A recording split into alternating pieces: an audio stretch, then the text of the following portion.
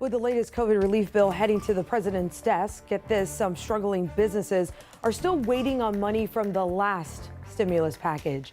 $15 billion was set aside back in December for live venues and theaters.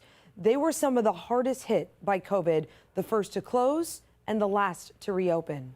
But not only have they not seen a dime yet, 10 Tampa Bay's Joshua Dorowitz found out they haven't even been able to start applying for it.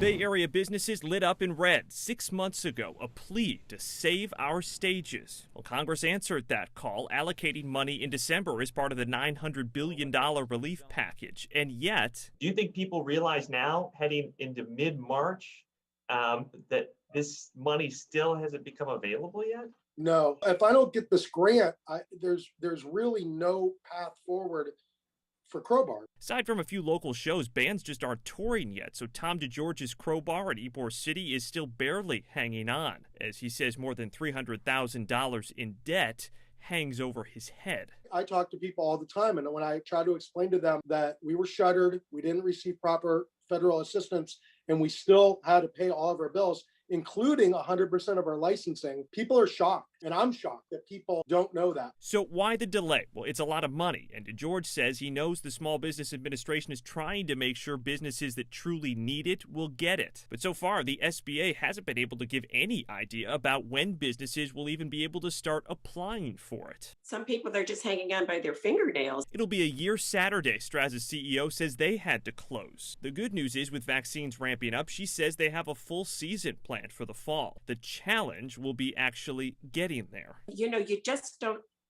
switch on a button and say, we're back. I've got to employ people to keep this place open. Help us get from here to there. We'll take care of ourselves once we get there.